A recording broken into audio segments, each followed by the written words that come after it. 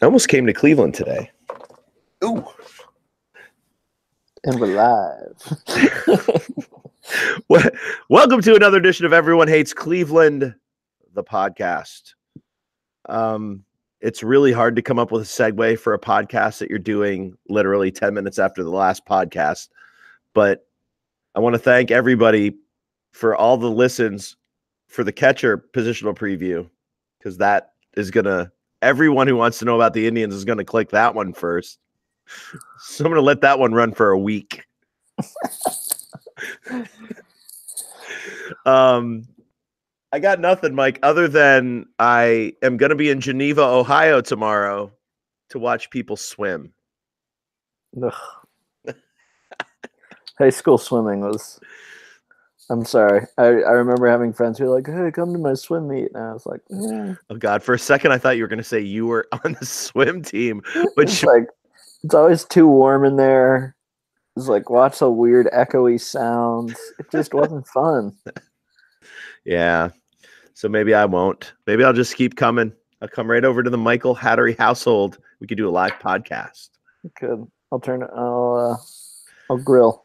It's gonna be warm tomorrow. Warm enough to golf. Oof. I'll bring my galoshes. Hey man, I can't wait to break out my new sticks. They're beautiful. I love the fact that, see, this fits us. We're both using ping clubs now, except mine are 20 years older than yours. Oh, stop it. I was playing a set of $200 TaylorMades without a 6-iron for the last 8 years because I wrapped my 6-iron around a tree. Anyone who listens to this podcast will not buy the fact that you broke a club. Sorry. I'm surprised you were only missing a 6-iron. It's actually pretty impressive because the set I had before that, which was like my junior golf set, I feel like I also broke the 6-iron of that club also on a tree. Gosh, I love the 6-iron. How, of all the clubs to break, I'm actually more impressed that you've been playing without it. To be fair, it's the club that I hit from like generally like 178 to 185. So I like don't miss that range that much. You know, you just dial up the 7, man. I mean, when you're hitting a ball 350, like I know you do off the tee. 210, 220. And Keegan Bradley's leading a tournament. I'm thrilled. Such is life. Talking about golf. That'll bring in the viewers right there, the listeners. All right. We are diving into the Cleveland Indians positional previews. First base. Kind of have to dust off the cobwebs on this discussion because Carlos Santana has returned to the Cleveland Indians. And I mean, there's so many different directions we can go with this.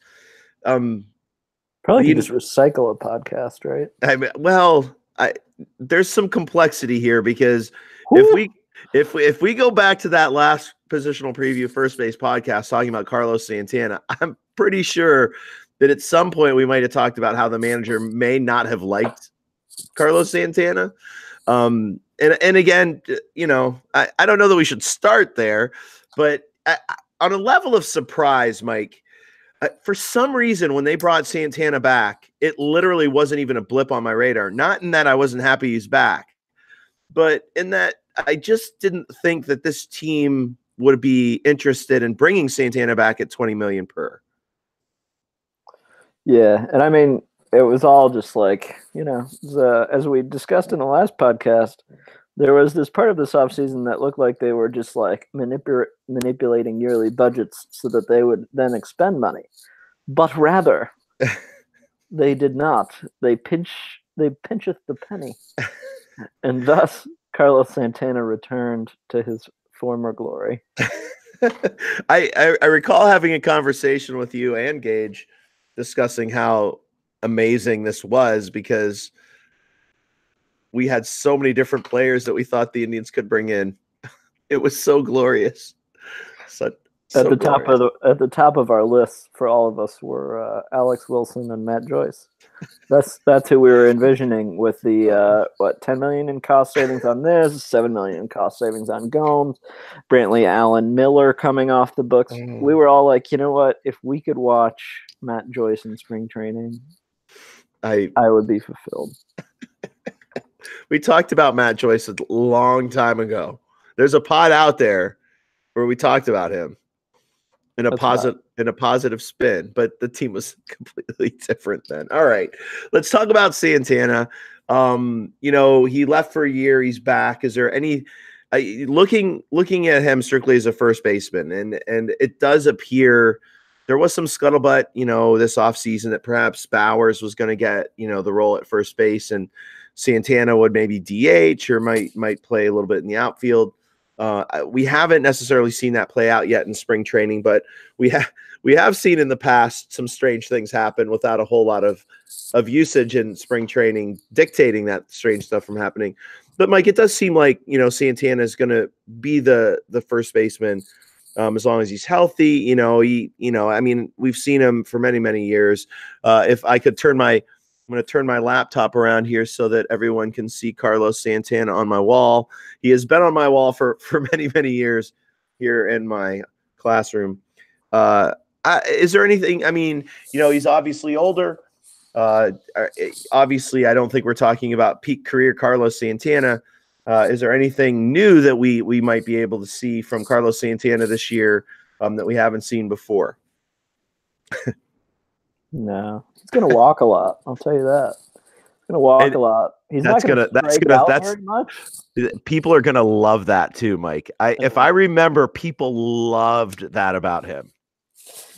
My biggest pet peeve has always been like beyond the walking thing is like people think his swing gets long and he like strikes out a bunch, and he's like elite at putting the ball in play or walking. Like he very rarely strikes out. Tries to be batty. So he's going to put the ball in play a lot, a decent amount. He's going to walk a lot. He's going to play Gold Glove caliber defense at first base. And I don't know, maybe he hits a couple more balls out because he doesn't have that annoying like right field at Citizens Bank, whatever corporatist nightmarish name stadium exists in Philadelphia.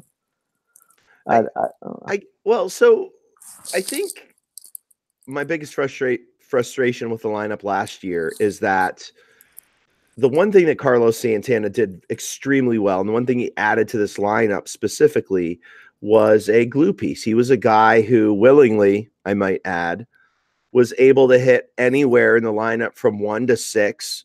Honestly, if you look at it, where he's been hitting under Francona, he's hit almost. I think I did a piece maybe at EHC prior to going to WFNY discussing all the different places that he has batted. This is a guy that can hit leadoff. He can hit second. He can hit third. He can hit fourth. He can hit fifth. He can hit sixth, depending on what's going on with his bat at the time. And it was definitely something that was missing in a lineup last year that seemed full, but didn't have a guy that you can manipulate around the lineup. They do, but you're less inclined to perhaps move a Lindor around or a J Ram around, which makes a ton of sense. Again, when we talk to catchers, I think one of the things that frustrates me about the lineup is the lineup doesn't feel as full this year. And, Mike, is that I sort of feel like this lineup doesn't necessarily need that kind of malleability that Santana's offense brings. Does that lessen his value a little bit, or am I just missing something here? I don't know. You know what? I entered this podcast pretty apathetic, but I think you've brought me along to be joyful about Santana for a couple of reasons, because I had forgotten. Carlos Santana is like one of the smartest baseball players I've ever seen in Cleveland. I don't think he gets that reputation because, well, I'm not going to say the reasons because I don't want to start a fire. But he's one of the sneaky smartest base runners of all time. This is a guy who's like kind of chunky, not super athletic, who had over 3 years stole 11, 5, and 5 bases as a first baseman. And he also, beyond steals, is insanely good at going first to third at the right time, going first to home on a double. He is phenomenal at that. So I think in that way, he brings a lot of versatility, which is why you can hit him leadoff. That's a really cool thing. He's sneaky athletic enough. He's a really bright base runner. So you can hit him at leadoff because he gets on base a ton and he doesn't get in the way. And I really think that's the optimal batting lineup for the Indians this year. I think you lead off Santana. because I think people are going to get really frustrated. And I don't want to listen to the crap where Santana's hitting fourth, third, and stranding Ramirez and Lindor. So I think what you do is you take the guys in Ramirez and Lindor who walk a little less, strike out just a tick less. They're all elite at doing all of those things and hit them after Santana. So I think the lineup part of this is interesting because I Gage posted a lineup that had Santana leading off, and I think without Lindor, obviously that becomes. I mean, Lindor is a good leadoff hitter. I mean, let's make no mistake there. I just is Francona going to hit him lead? Like I struggle with this because I do like Santana as a leadoff hitter, and I think that I like the lineup that you mentioned with him leading off that Gage talked about the other day as well. Having a switch hitter at the top of the lineup and a guy who gets on base quite a bit. It does take away the whining and moaning of people like thinking that he's going to be a 40 home run guy and 120 RBI guy. I guess, reality, is he gonna, when Lindor's healthy, is he gonna hit leadoff? I mean, I love the way the lineup shakes out with him hitting leadoff, but is that gonna happen? I'm sorry, I am serving things up a little bit here, but it is a legitimate question. I mean, I don't necessarily see that becoming the regular lineup. I think that Francona just likes having Lindor hitting leadoff, regardless of whether or not it makes most sense or not. And again, you can come down hard on me on being too hard on Francona. That's fine. I probably deserve it. But, would the lineup shake up better with Santana hitting leadoff? And will it ever happen? Yeah, because I'm going to give you a hard time about criticizing Francona. I'm the guy who's going to do that. Like, I love so much of this season is like, well, these pieces kind of make sense if they're used correctly, which I'm really not sure if they're going to be used correctly. Whatever. No, I'm not optimistic. He trusts Santana at leadoff. Yes, he's going to hit third or fourth. Francona is going to split all his switch hitters like he always does. He could hit fifth, which is just a huge waste of Santana's best skills. He could surprise us, Mike. Yeah. All right. The deployment's not great. Deployment is a minus for this position. But the great thing is he's a really good defender. Everybody loves him. Players love Santana. He's funny. They love him in the clubhouse. Yeah, I think there's a lot of things that make him a boon to this lineup, and I'm glad he's back. I think he had a sneaky good season last year. I think playing at Progressive Field is going to help him out tremendously. I didn't realize that the Phillies used him as malleable as the Indians. He did hit in a lot of different spots last year. It'll be interesting to see what the Indians ultimately do without a, I think it'll be interesting to see how the top of the lineup shakes out. He should be in that, and maybe he's, maybe with Lindor's injury, depending on how that plays out, maybe he's forced to start him off in the leadoff role, and maybe he just hangs onto it. I don't know. I'm glad he's back. I think in a big picture sort of way, I think that Santana coming back is a good thing. We shall see how the rest of the lineup plays out. I think a lot of the, you look at catcher, look at first base. I think how valuable these guys become really depends on some other guys that we'll be talking about. Actually, a guy we can talk about right now, although I think our real talk with him will come in the outfield. I guess, Mike, if anyone else is to play first base, looking at who we know is going to be on the roster, I think Jake Bauers is probably the guy. I mean, I think there's some other guys that we're going to talk about here in a second that might have a shot. Go ahead. No. Yeah, I mean, I think Bauers, to me, it would be unbelievably stupid if Bauers played a lot of first base this year. Unless Santana gets hurt. I just don't understand it. He's an athletic guy. Playing left field in Cleveland is pretty easy, and his bat plays a lot better in left field. I just think that's the place he should be, and Santana should play first because they're both – and Bauers can be a plus defender at first. Santana is one now. But I just think Bauers while Santana has always been really willing to play any position to make the team better, which is why he's one of the best players you can have in an organization, I think Bauers is going to be a better defender in left and fits really well there. And I think you just sort of like move on. So I don't super want to talk about him there. I know Gage has written a long article. I wrote something long about him when we were back at WFNY. I think the pickup made sense. Not sure he's better than Yandy Diaz, but I think the pickup made sense. I'm really excited about Bauer, so that's good. And I love Gage's piece, so you should read that. You should definitely read that. You should definitely read that. And they keep mentioning both Mike and Gage keep trying. I mean, I know I should like Jake Bauers, but there's always got to be someone who's antagonistic. So it's not that I don't. I just haven't spent a lot of it. I really haven't spent a lot of time paying attention to him. We'll get to him in the outfield. If you look beyond Santana and Bauers, there really isn't another guy that stands out to me as potentially being a first baseman. I mean, they're rolling out guys like Nelly Rodriguez, and, we saw Bobby Bradley back down at AAA. I mean, obviously the Indians. I mean, if you are serious about Bobby Bradley as a potential major leaguer, it's one of those guys you have to take a closer look at. Is there any other guy, Mike, that's interesting to you?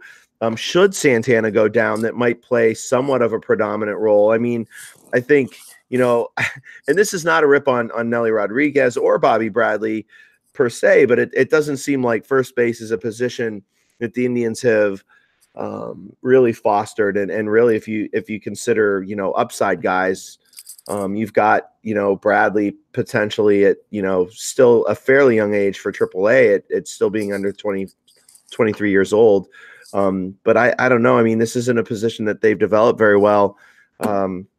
What's there if Hanley Ramirez, I guess, but what's there? I mean, what do you see as happening if say Santana gets hurt? Yeah, I think then it becomes a sort of like risk-based play where they say, do we have someone better to play left field than Bradley would be at first base?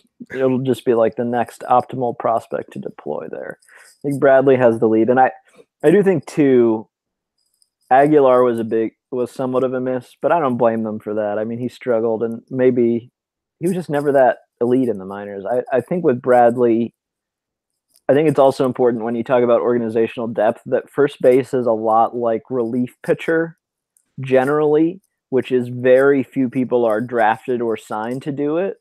And if you end up at first base, it's often because you have a good bat, because you need a really good bat to carry there, and you can't play anywhere else defensively. You are so inadequate of an athlete that you can't play anywhere else defensively. I just think that's what, and so I think a lot of guys, like first base prospects, often guys who are playing first base in A ball, in rookie league and in low A, like those aren't prospects. They shouldn't be there yet. They should be more athletic. So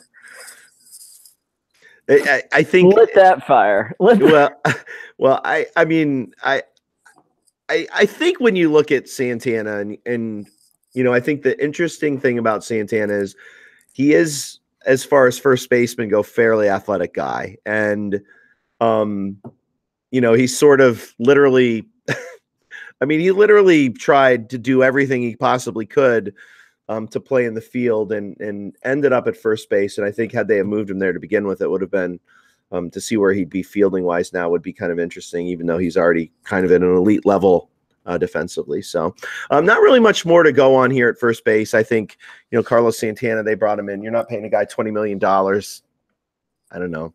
Edwin Encarnacion DH. So, but I mean, I don't know what they're going to do with the DH position. We'll probably do that last. Hopefully by then we'll have some guys that aren't with us anymore that we won't have to talk about. But can we chat Bradley for like a minute? We definitely can chat Bradley for a minute. Bobby Bradley. Well, so Mike, we've had some fun talks about Bobby Bradley over the years because I think if he were 3 years older, we wouldn't talk about him at all. And I don't know if age is the predominant reason why we still talk about him. He's shown some really interesting signs over the years that have piqued your interest on a very least. As we've gotten closer to AAA, I think there's still a little bit of unknown about him going forward. Talk Bobby Bradley. He is fairly young at 22, going to be 23 really soon. Is this guy a prospect that can be a, I don't want to go so far as to say an impact bat, but can this guy, be a, 2-WAR guy down the road? Yeah. So this is the tough thing about first base, which I just mentioned, is you have to be a really good bat. And Bradley's shown some signs, and there were points where I definitely owned a lot more shares in the Bobby Bradley empire than I do now. Now I'm just sort of like hanging on to a few. He has curbed his strikeout rate in the past, and he walks a little bit, and he has a nice ISO. He's completely overmatched against left-handed pitching. I mean, it's a nightmare. He's just going to be platoon heavily unless he makes some adjustments. He went to AAA, and 130 PAs basically just got exposed. The same like K issues that have dogged him at every level of his career. He got absolutely dominated. And he also walked a lot less.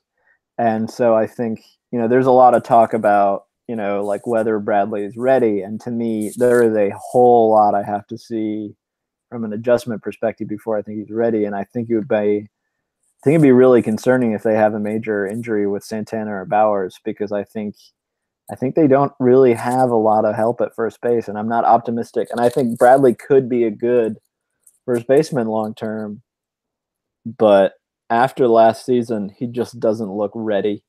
And there are some huge, huge problems in terms of him tapping into the power and making enough contact. So, I mean, yeah, I'm pretty skeptical that Bradley makes a positive impact if he's relied on in 2019.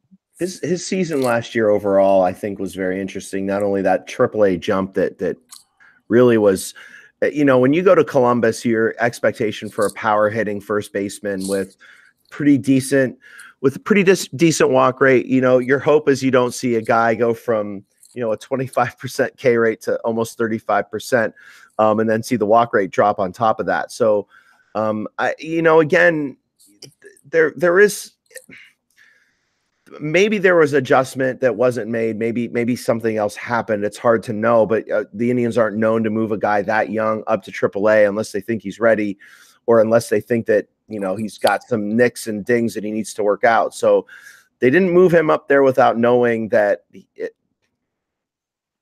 they thought that maybe he could make that jump. So his first 6-7 weeks here at AAA this year will be an interesting watch, because this could be, he's already dropping off a lot of people's radars. You have a bad first month in Columbus, and, he could turn into several of those guys that we've seen the Indians draft over the years that look like they could hit 20, 30 home runs at the big league level and end up playing, in the Pioneer League. No offense to the Pioneer League. Somewhere where Nelly will probably be soon. But, dude, he did go to the same high school as Manny Ramirez. Same pure talent, too. Just never put it together. Oh, I've got some fun Nelly Rodriguez stories, but that's not for this. I do, too, and they can't be on air. They can't. All right. We'll probably delete that. All right. Next time up, second base.